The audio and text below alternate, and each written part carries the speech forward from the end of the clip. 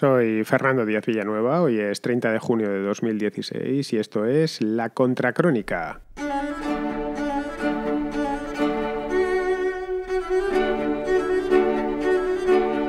Me recriminaba ayer un oyente, Antonio exactamente, que no hablaba de los pactos o de las negociaciones electorales que estaban teniendo lugar en estos momentos. Le contesté raudo y veloz, le dije que es que no la sabíamos, que los políticos están o paralizados o negociando en secreto, pero se sabe muy poquito a diferencia de las anteriores elecciones que se pusieron rápidamente en marcha. En esta ocasión parece que están dejando toda esta primera semana correr. Lo único que hay son especulaciones, informaciones contradictorias las más de las veces. A poco que hayáis leído los periódicos durante estos últimos días lo habréis visto, cambian de opinión continuamente, que el veto sí, que el veto no, que estamos dispuestos a entrar en el gobierno, no, en el gobierno no, que la línea roja que trazamos en campaña se mantiene tal cual y no vamos a moverla. Es como un periodo de aproximación en el que los distintos líderes quieren ir centrando el balón para luego disparar con ventaja. Claro, si todos se centran en el balón y todos disparan con ventaja, la verdad es que no habría ninguno que tenga que ceder. Todos quieren imponer lo suyo. Estamos, en cierto modo, en una situación muy similar a la que dejamos en el mes de abril. Cada uno encerrado en lo suyo, menos Podemos, que sí que está encerrado en lo suyo, estos ni siquiera hablan de pactar nada, y el resto, los que tienen posibilidades de gobierno, estaríamos hablando del Partido Popular, de Ciudadanos y del PSOE, los que pueden pinchar algo en el caso de que se forme gobierno, están a verlas venir.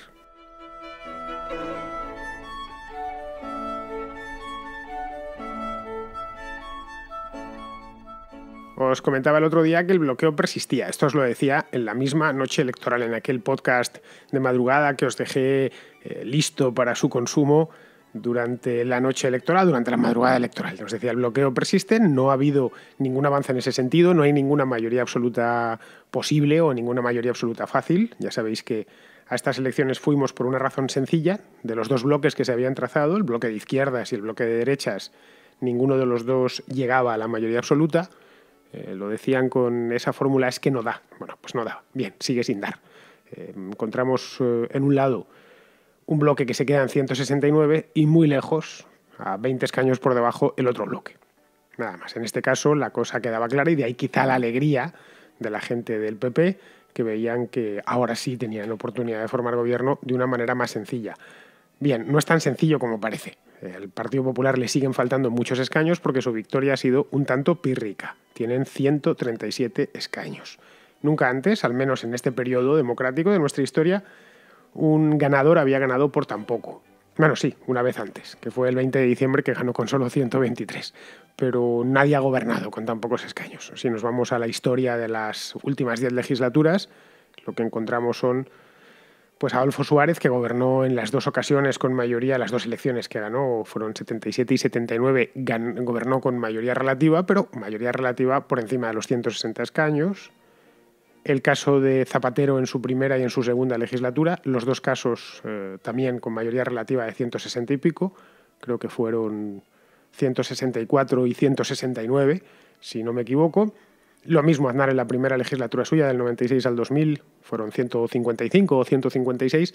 Bien, nadie había gobernado con tan poco, con 137, porque es muy complicado, porque te faltan muchísimos escaños para llegar a la mayoría absoluta. Y diréis, bueno, pero la mayoría absoluta tampoco es tan importante. Bueno, es importante para muchas cosas. Es decir, cuando tú quieres pasar una ley orgánica, pues si te faltan 39 escaños, como es el caso, no puedes pasarla. El caso de los presupuestos puede ser un dolor de tripa, a poco que te empiecen a meter enmiendas. Es importante tener para ciertas cosas la mayoría absoluta más o menos garantizada. La mayoría absoluta, por si no lo sabíais, son 176 escaños. En el momento en que tienes la mitad, que es 175 más 1. Al PP le faltan, ya digo, 39. Si le sumamos Ciudadanos, le seguirían faltando 6. Tiene 169 hasta 177. Hasta 176, perdón, le faltan 7, no 6. Puede conseguir esos escaños haciendo un encaje de bolillos, pero no es un encaje de bolillos fácil.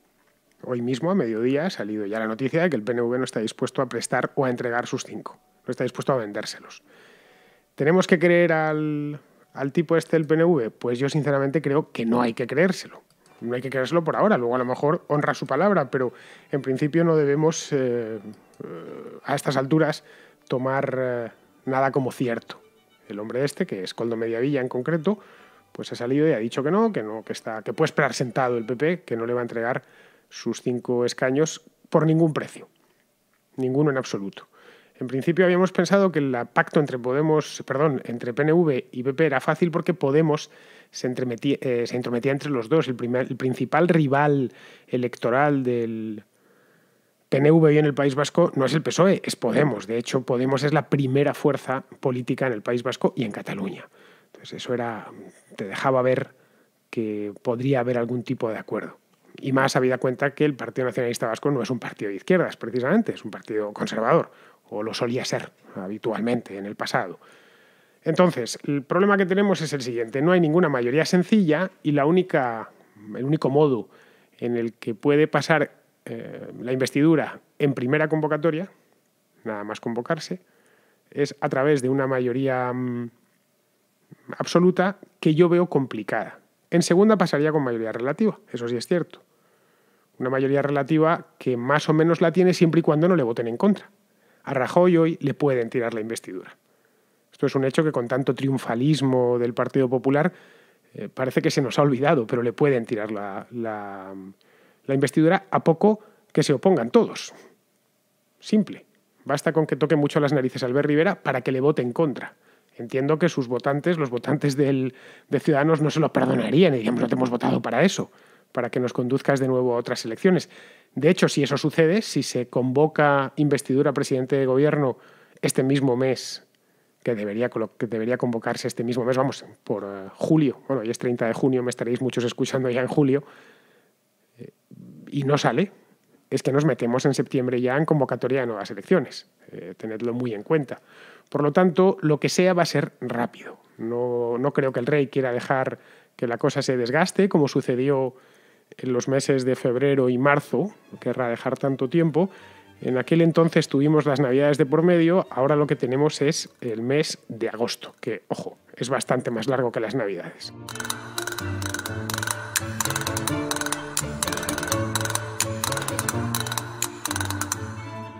La situación, por lo tanto, es la siguiente, aproximadamente, a día de hoy, repito.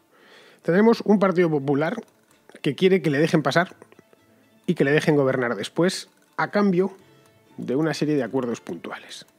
Quiere hacer lo que hizo José María Aznar en el 96. Llegamos a un acuerdo de legislatura, vosotros me echáis una mano con presupuestos y con una serie de leyes o de historias que quiero pasar, nos ponemos de acuerdo en los nombramientos de los consejos reguladores de Televisión Española, bueno, ya sabéis, el pesebre, ¿no? Bien. En aquel entonces lo consiguió de manera, no voy a decir sencilla porque no fue sencilla, los acuerdos del Majestic se demoraron un par de meses, no se cerraron hasta mayo y las elecciones habían sido en marzo. Y ya está, entre tanto, yo gobierno 4 años y compro tranquilidad, a un precio económico, eso sí. Podemos, por su parte, lo que quiere es digerir el batacazo. Es un partido que ha quedado fuera de juego, por lo menos ahora, y sospecho, ya haré contracrónica al efecto, porque la crisis parece que se ahonda por días, que tienen crisis para rato. Creo que ojo, no es que sea divino, pero es que a veces lo parezco. Os dije en marzo, hay un podcast por ahí, una contracrónica del mes de marzo, creo que se llama La Podemocrisis. Y dije, esto va para semanas, si no meses. Y han pasado de entonces 3 o 4 meses ya, interrumpidos por las elecciones, pero como veis, los dos bandos siguen enfrentados y ahora tienen incluso más mierda que echarse a la cara de la que tenían en el mes de marzo, porque tienen una derrota electoral de la que culparse, y es a lo que se han puesto. Hay un montón de información suelta por ahí, pero prefiero tratarlo en una pieza separada, que diría un juez, porque no quiero meterlo todo en la contracrónica de hoy. Bien, ellos quieren digerir esto, digerir su propio batacazo, y lo harán con su pertinente purga, que para algo es un partido comunista, por mucho que se haya travestido de socialdemócrata. Aunque la mona se vista de seda, mona se queda, que dice el refrán. Ciudadanos, por su parte, no sabe lo que hacer. A día de hoy, a esta hora, no sabe lo que hacer. Transmite mensajes, hoy por la mañana dice una cosa y por la tarde otra. El otro día Albert Rivera dijo que levantaba el veto, eso lo dijo por la mañana, y por la tarde que no, que se mantenía donde estaba. Me consta que tienen que estar pasando las canutas ahí en la calle Alcalá. En la calle Alcalá está la sede. Deben estar teniendo las peloteras de muchísimo cuidado. Parece que en las últimas horas se va imponiendo un poco el sentido común y Girauta ha empezado a aparecer por todos los lados. El tema es que tienen que decidirlo ellos, porque ellos, no voy a decir que tengan la llave porque no la tienen, pero sí tienen la iniciativa. Es curioso, pero Ciudadanos tiene más capacidad de decisión ahora con 32 escaños de la que tenía con 40. Es un partido más importante. Sus 32 escaños cuentan mucho.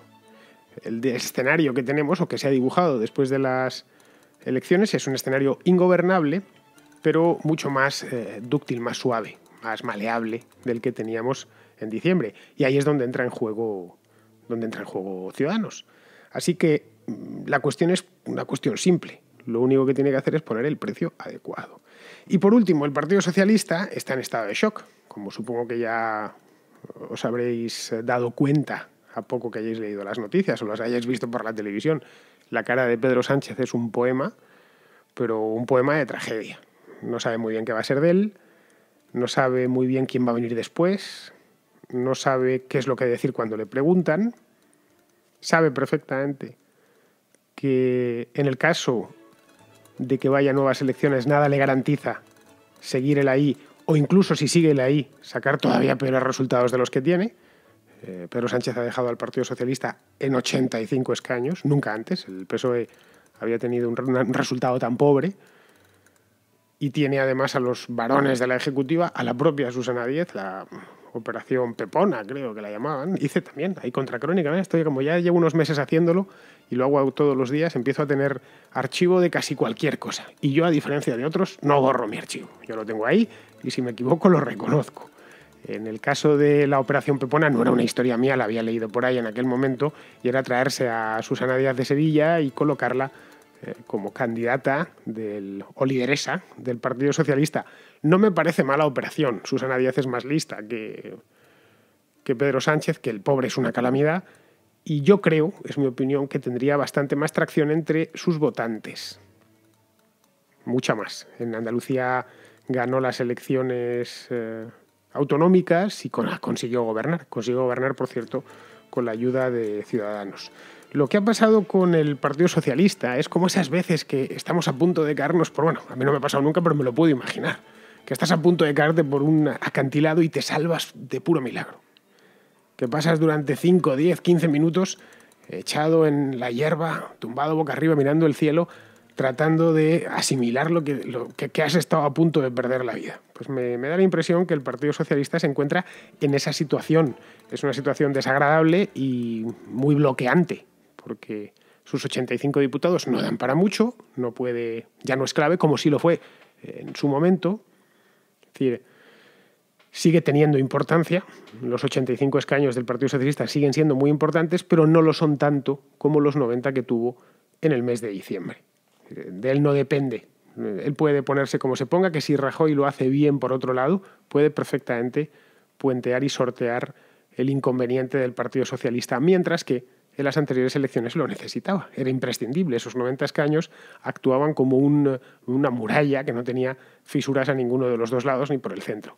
En este caso se ve que ya tiene fisuras a los lados y, lo que es peor todavía, tiene una fisura muy grande en el centro. De ahí que Rajoy esté tratando, o su idea es lo que yo creo, ya digo que esto es todo especulación, la idea de Rajoy es tratar de traerse o atraerse al Partido Socialista de su lado. Que además con el Partido Socialista se va a entender bastante mejor que con cualquier otro. Cuando hablábamos del PPSOE, el PPOE, es que el PPOE como entidad política existe. Los partidos del turno, entre ellos siempre se han entendido bien. Son los padres y usufructuarios del sistema.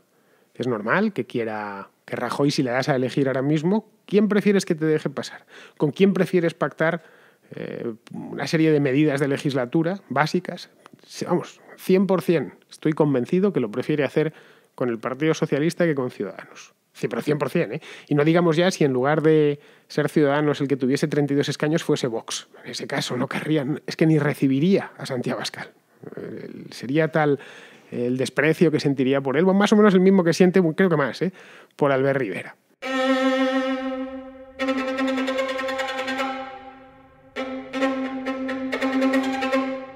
La pregunta es, ¿qué va a suceder ahora?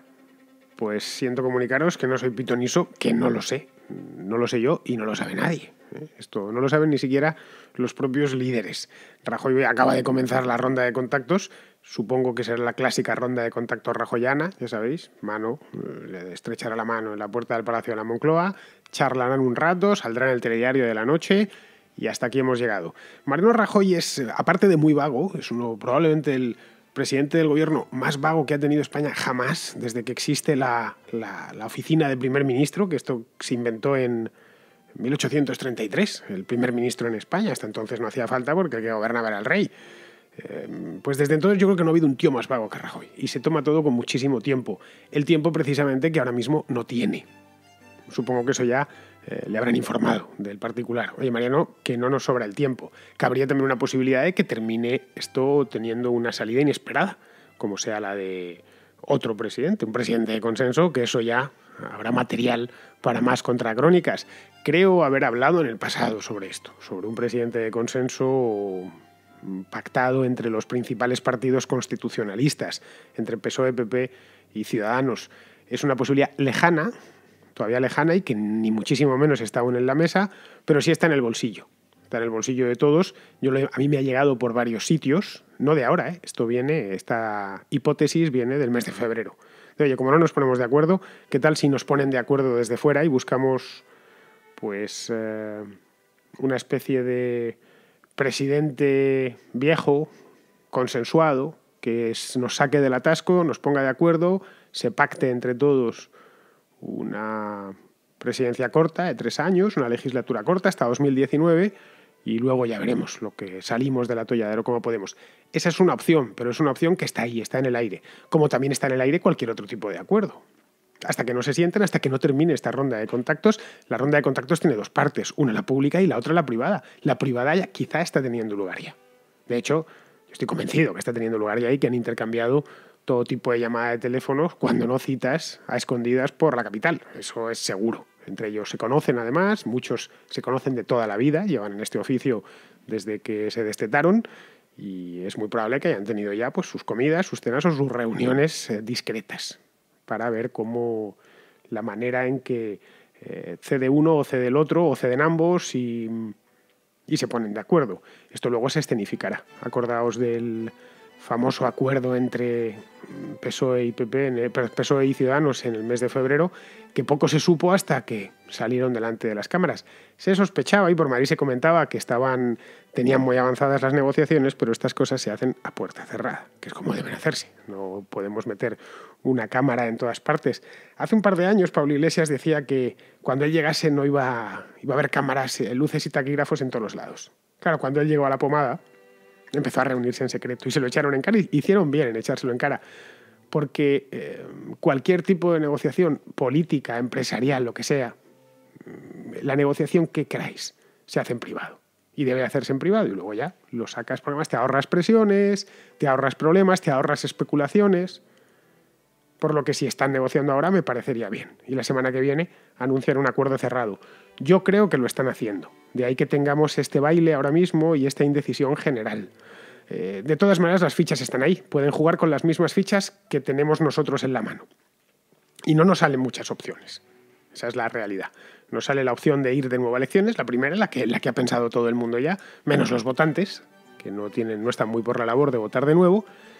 Y la otra es consentir que gobierne el Partido Popular porque así lo ha querido el electorado y en este caso de una manera todavía mayor, con mayor voluntad que en las anteriores elecciones. El Partido Popular se ha apuntado casi 1 millón de votos y un montón de escaños, 14.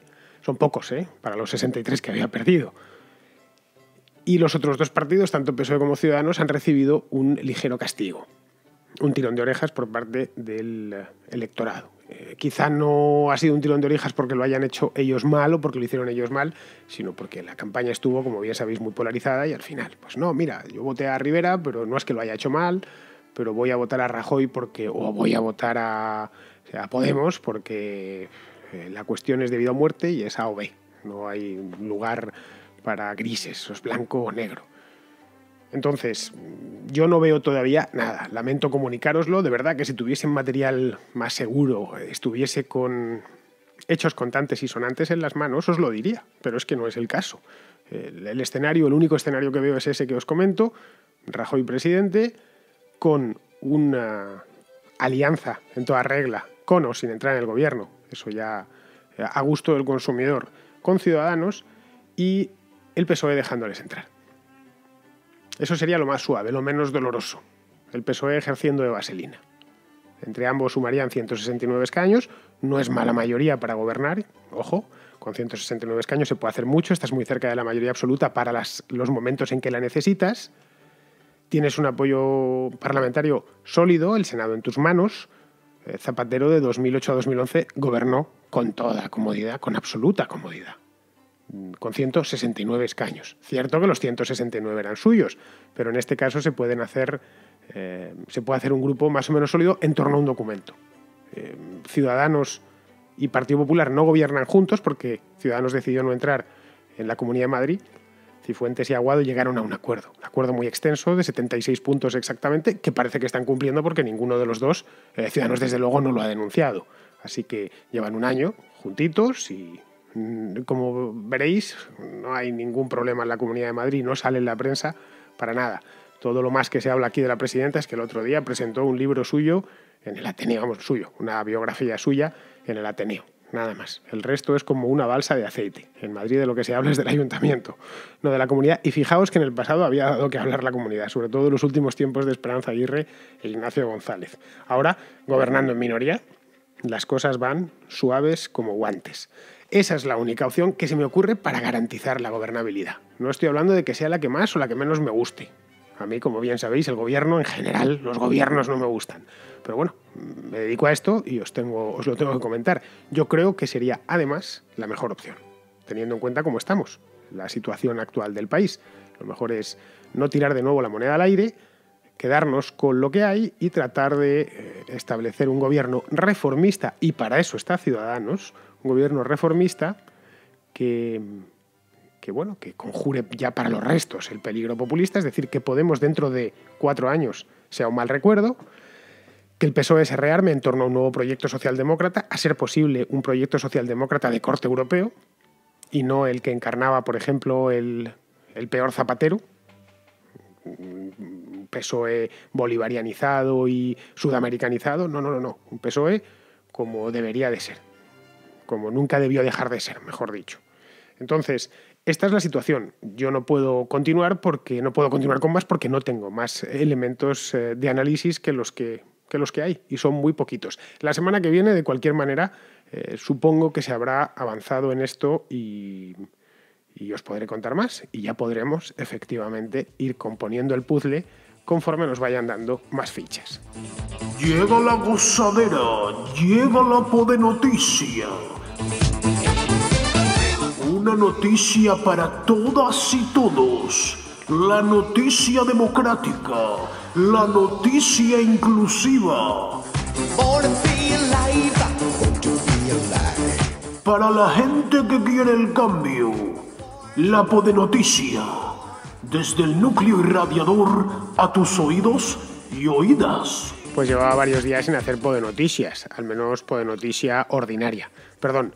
Ordinaria es la podenoticia per se, por definición es ordinaria. Quiero decir ordinaria en el sentido de regular. Una podenoticia como las de hace un mes, una cosa así, ya sabéis. Las carmenadas, las colaguadas, las quichadas, las puchadas, las antiestebadas. Y es que de las elecciones nos han dado una tregua, supongo que para no hacerle daño a Unidos Podemos. Ahora ya pueden volver a lo que solían. Hay alguna cosilla por ahí suelta, porque siempre la están armando de una manera u otra. Lo de hoy que tengo no es una podenoticia de un día, no es una carmenada al uso. No, es una cosa bien distinta. Como supongo que ya sabréis, en los últimos 3-4 días se ha desatado una gerontofobia alarmante por Twitter. Supongo que por Facebook también, aunque yo en Facebook entro poco. Y es que todos ese ejército de podemitas, no bots, podemitas reales, de carne y hueso, porque sabemos que son reales, porque se han esmerado mucho con los insultos. Les ha dado, como pasó en diciembre, ahora en mayor medida, con insultar a todos los viejos del país. Por viejo se entiende, o entienden ellos, todo mayor de 35 o 40 años. Ya en el momento en que no seas un crío imberbe, eres un viejo. Anda la gente, sobre todo los que son viejos de verdad, es decir, los mayores de 65, de 70 años, ofendidos. Yo he hablado con un par de ellos y me me lo contaban espantados. ¿Tú sabes lo que dicen por ahí, por el Twitter ese? Sí, lo sé, y he hecho las coñas pertinentes al respecto, pero no les da vergüenza. Bien, lo que yo creo, y así se lo explico a estos dos ancianos con los que he tenido la oportunidad de hablar a cuenta de esto, es que es gente muy joven por un lado, gente muy indocumentada por otro, a los que han sometido a una montaña rusa emocional. Les han subido primero hasta con la cosa del amor, la armonía, los cuidados, bueno, nada que no sepáis, los corazoncitos, los unicornios, y ahora les han soltado por la pendiente del fracaso.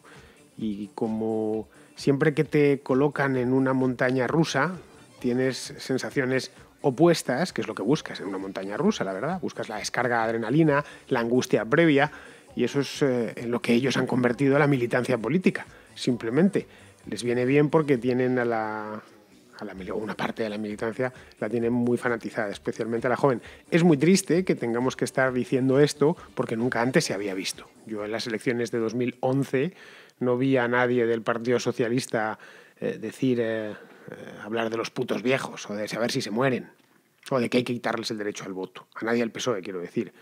Pero tampoco lo vi en el pasado, cuando el PP era un partido de votantes jóvenes en los años 90. Pues en los años 90 podéis ir a las encuestas de la época, bueno, y a los resultados electorales de la época. En el año 93, 96, los jóvenes en España votaban al PP, aunque os parezca mentira. El que estaba envejecido en aquel entonces era el PSOE. A nadie se le ocurría decir dentro del PP, están los viejos que votan al PSOE, ni se te pasaba por la cabeza. En aquel entonces yo era joven y no se me pasaba por la cabeza en ningún momento. Bien, estos no solo se les pasa por la cabeza, sino que lo sacan. Es una podenoticia en toda regla bastante lamentable. Y creo que no deberíamos dejárselo pasar, porque ya sabéis eso de arrieritos somos y por el camino nos encontraremos. Bueno, nosotros no nos encontraremos con ellos, y menos los que son mayores ahora, porque se habrán muerto para cuando ellos lleguen a viejos. Lo que dan es un poco de lástima, pero sí que habría que echárselo en cara a sus líderes, porque estas cosas no son accidentales. Es decir, el mantra y la consigna de que hay que decir que la culpa es de los viejos, así, entre comillas, pues ha venido a algún sitio, no se les ha podido ocurrir a ellos y los han lanzado, y ya sabéis que cuando se lanza una manada de hienas contra un animal moribundo, pues la suerte del animal moribundo la conocéis. De hecho, ni siquiera animal moribundo. Bueno, aquí lo voy a dejar, os dejo hasta mañana. Espero que la contrahistoria, tenerla, si no mañana, sí pasado, está ya muy avanzada, ya tengo preparada hasta la sintonía de entrada para que veáis lo que me estoy preocupando de que quede un producto profesional y bien hecho. Si la puedo tener mañana terminada y debidamente locutada, pues la subiré.